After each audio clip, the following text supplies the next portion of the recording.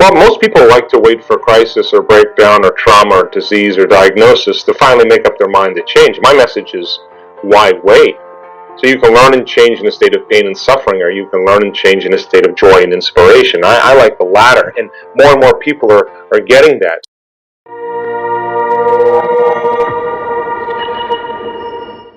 When you are under stress and that sympathetic nervous system is switched on, you're going to narrow your focus on the cause, whatever it is. So then as you narrow your focus on matter, if it's a person, it's an object, it's a thing, it's an animal, it's a place, all of your attention is being directed towards something in your outer world, right?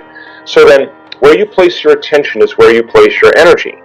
So the stronger the emotion you have to a problem in your life, or your ex, or a person, or your boss, or whatever, the more you're giving them your attention, which means where you place your attention is where you place your energy. You're giving your power away to that person, and that's available energy that you could be using to heal your body or design a new destiny. So then, set a person down, because the change is to be greater than your environment, to be greater than all those conditions in your outer world, to be greater than your body, and to be greater than time. Sit them down and say to them, okay, you've been narrowing your focus on everything material, converging your attention. Let's do the opposite.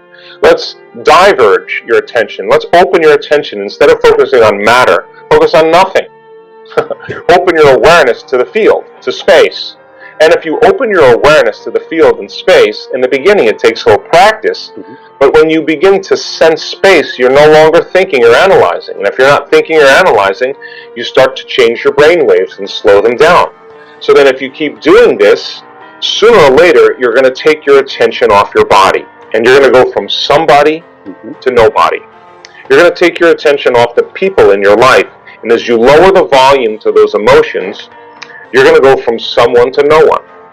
If you take your attention off your cell phone, your computer, your car, all the things in your life, you're going to go from something to nothing. If you take your attention off where you're sitting or where you need to be or where you need to go, you're going to go from somewhere to nowhere. And if you take your attention off time, linear time, you're going to go from some time to no time. And that is the moment you get beyond yourself. And that is when you are passing through the eye of the needle. That is the door to the quantum field. That is the nexus of the quantum. And you can't enter that quantum field as a somebody. You can only enter it as a nobody. So when a person begins to get beyond themselves, the only thing they're left as is pure consciousness. They're left as an awareness. Aware that they're aware in infinite space. Now, the quantum field is an invisible field of information that transcends time and space. In other words, there's no people there, there's no bodies, there's no things, there's no places, there isn't even time. So take away the earth, take away the moon, take away the stars, take away the light from the stars, take away the galaxies, take away everything material. And what are you left with? Just an infinite space of nothing physical. That is the quantum field. But just because you can't see something doesn't mean it doesn't exist. So you can only experience that field with your awareness. Now, getting people to that elegant moment, we can only talk around. You have to practice doing it. And now I'm happy to say, after 6 years of laboring with people to get beyond themselves and to be able to slow their brainwaves down from that beta brainwave pattern, that high beta brainwave pattern, into alpha and theta, the whole purpose of meditation is to get beyond the analytical mind. And what separates the conscious mind from the subconscious mind is the analytical mind. So then, as people begin to slow down their brainwave patterns, they're actually entering the operating system, where all those hardwired attitudes and automatic habits and programs and emotional reactions and addictions exist. Now they can begin to make measurable changes.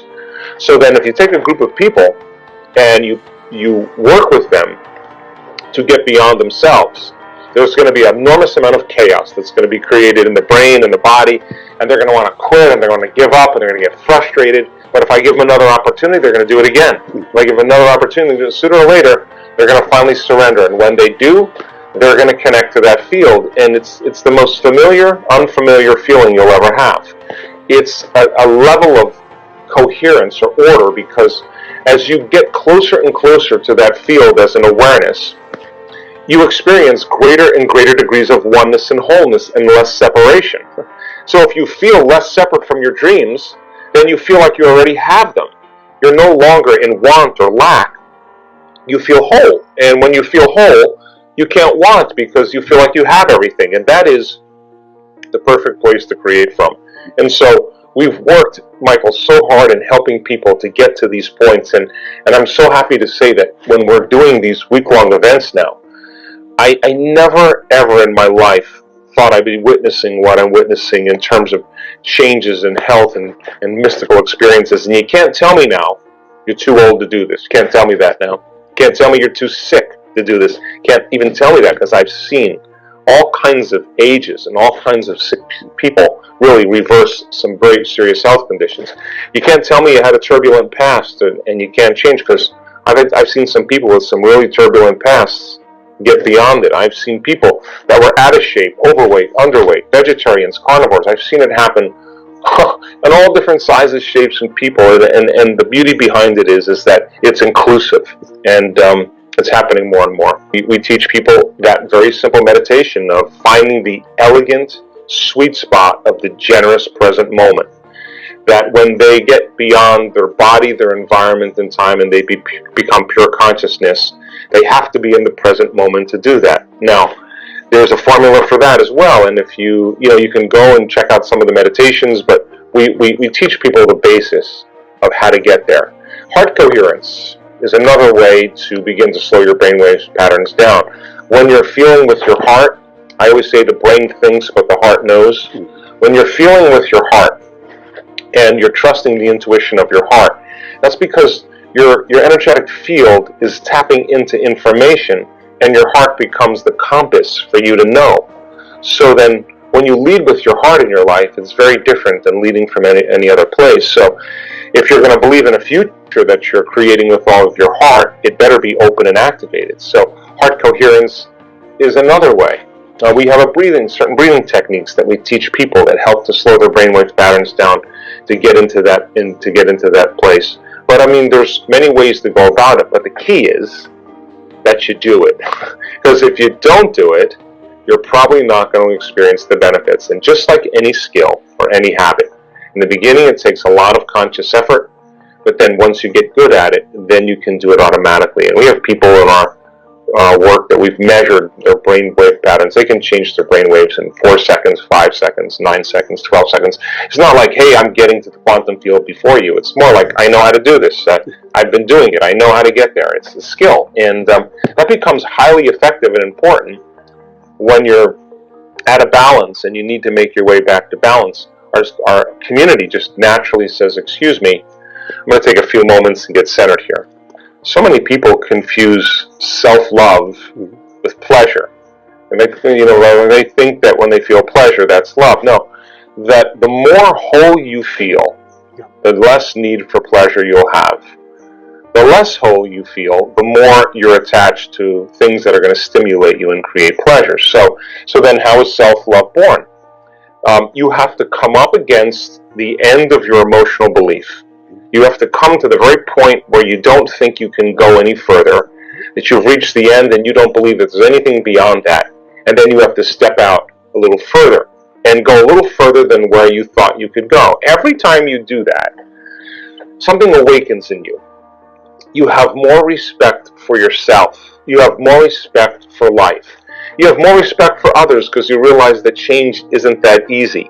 You start to feel this kind of sense of peace and compassion because you've come up against your own limits and you're stretching yourself beyond those limits. So then when you finally free yourself from the chains of those emotions and those habits that keep you anchored to the past, there's a liberation of energy.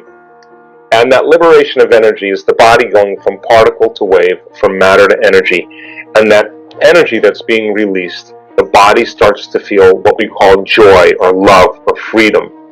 And that is what I call the natural state of being. So you're not getting that joy or that freedom or that love from anything outside of you. There's nothing out there that's creating it. It's happening from within you.